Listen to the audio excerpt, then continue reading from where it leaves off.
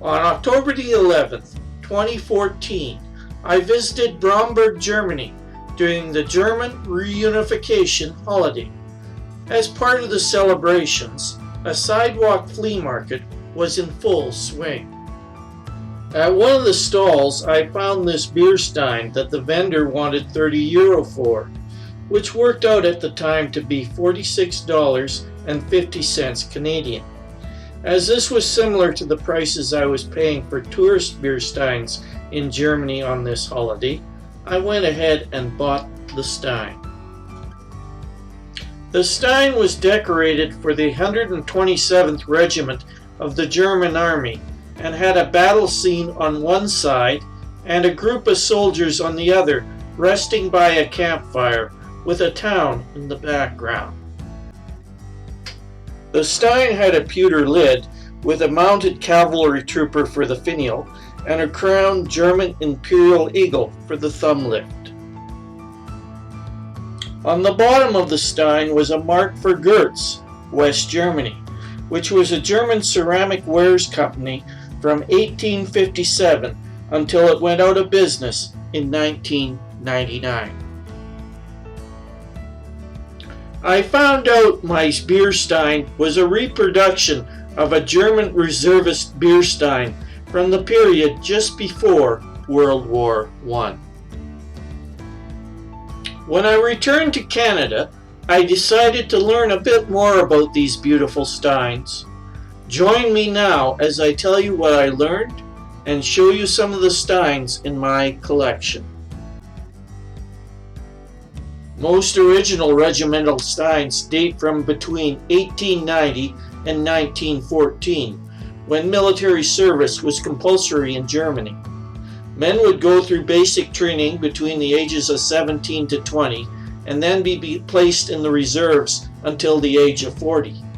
These men would purchase souvenirs of their service, including pipes, clocks, flasks, and the subject of this video, beer steins, as a memento of their service.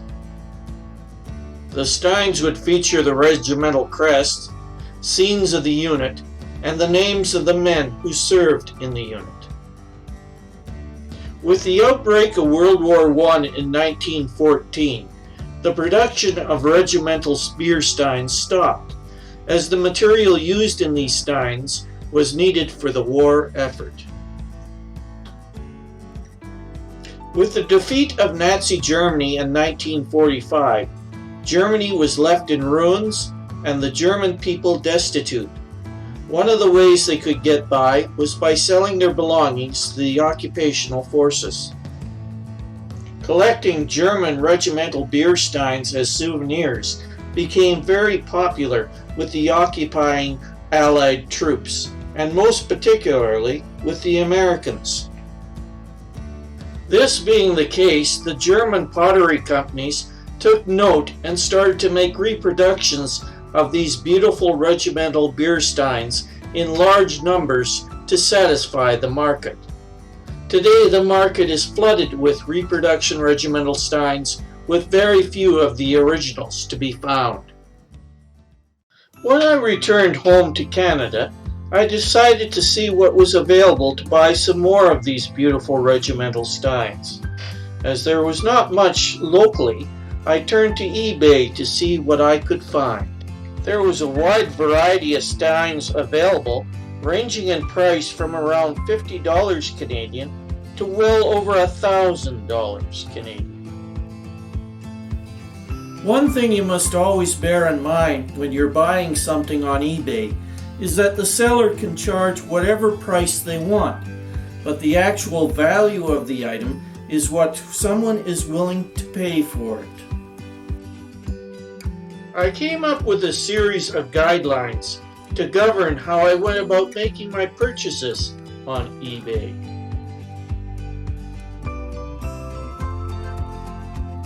My first rule is that I assume any regimental beer stein I see on eBay is a reproduction.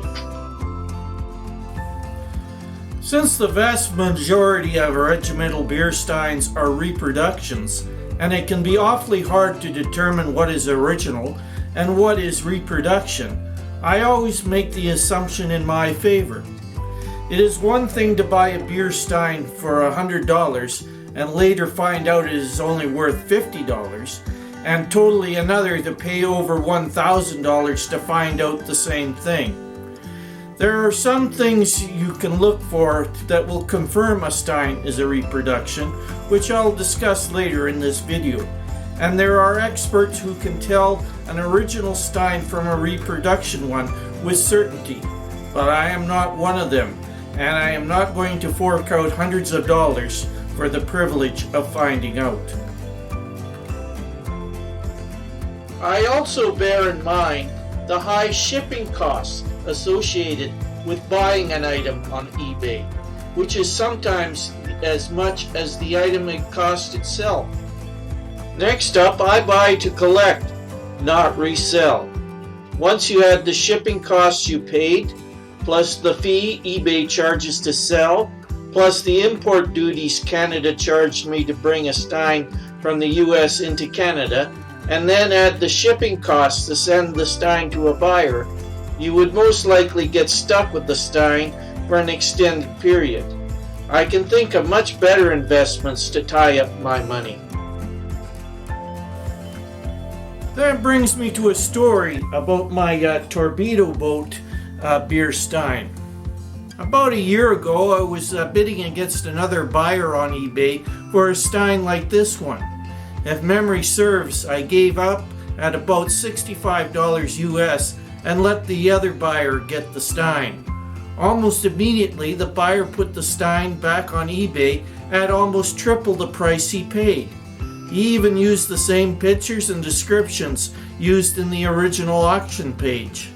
I followed his entry to see if he would ever sell the stein for about a year, when lo and behold, this stein came up for $49 US, which was identical to the one he bought and was trying to resell for a much higher price. Naturally, I snapped up the $49 stein. Next, don't get carried away in an eBay auction bidding war. It's easy to do when your competitive juices start to run, which will hurt in the wallet. Set a maximum price you're willing to pay and do not go past it. If the other person wants to continue on, let them have the item. Some eBay sellers have a best offer section for their items. When they do, I like to put down an offer of $20 under their listed price in hopes they'll offer a $10 discount. More often than not, I get the full $20 off.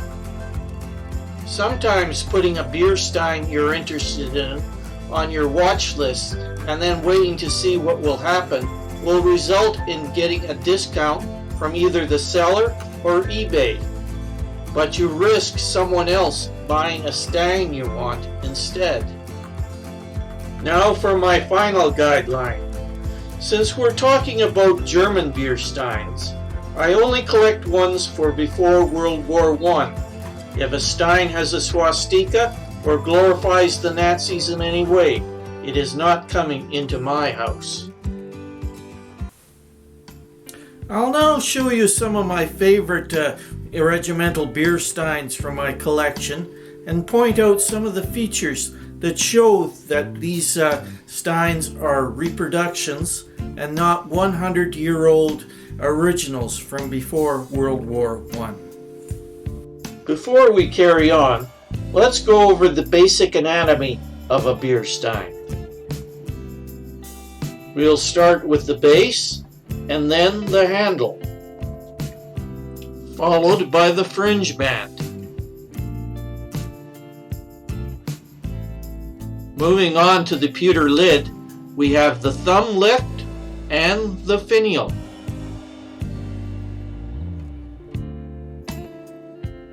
The hinge pin, the tang, the strap, and the strap support. And finally, the shank.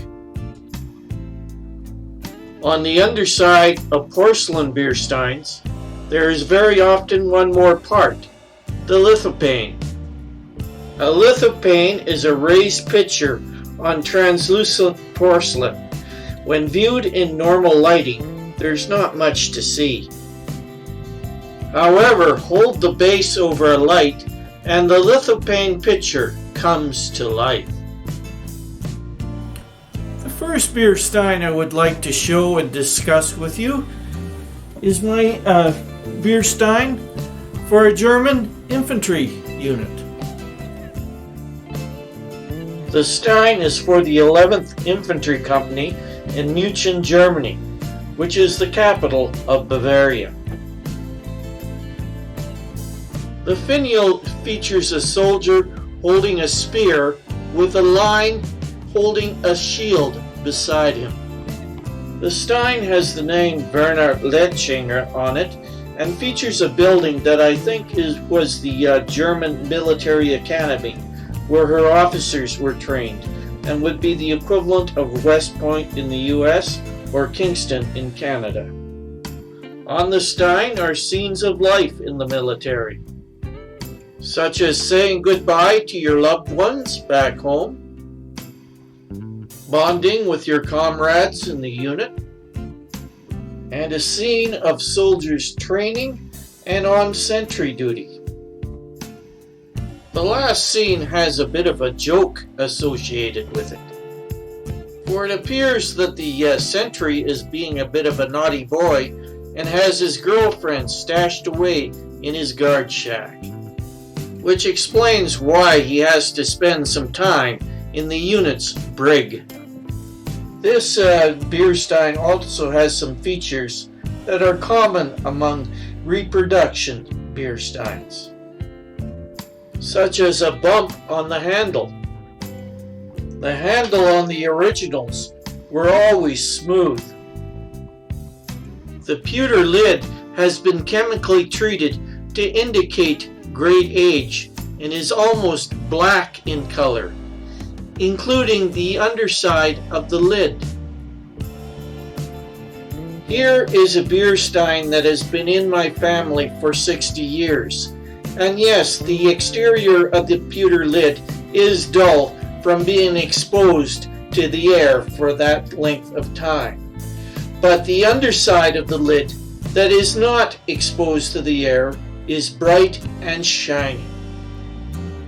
Another indication that you have a reproduction regimental beer stein is if the lithophane features a scantily dressed woman, as this was never done on the originals. Finally, if your regimental beer stein is marked for West Germany, it is for sure a reproduction, as West Germany did not come into being until after World War II in 1949. The original regimental beer steins were not meant for export, so the base of the steins were normally never marked. We will return now to examine my Torpedo boat beer stein. From the formation of the German Navy following the unification of Germany in 1871 up to and into the period of World War I, the Germans made use of torpedo boats. They started out as small vessels primarily used for harbor and coastal defense, but by the period just before and during World War I, some of these torpedo boats were of considerable size and the equivalent of destroyers in other navies. The stein has the name Matt Paulson on the base, and his term of service as 1907 to 1910. The pewter lid has a finial of a German sailor with the Imperial German Naval Standard and an eagle in flight for the thumb lift. There are various images of torpedo boats, including one with a German U-boat in the foreground, making for a very attractive beer stein.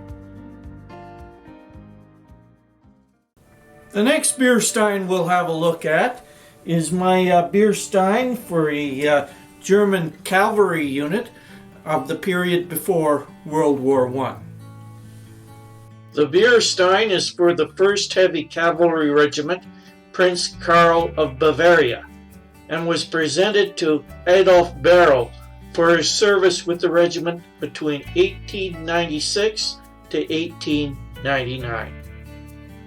The finial on the pewter lid features a cavalry trooper astride a horse with a lance jumping a fence.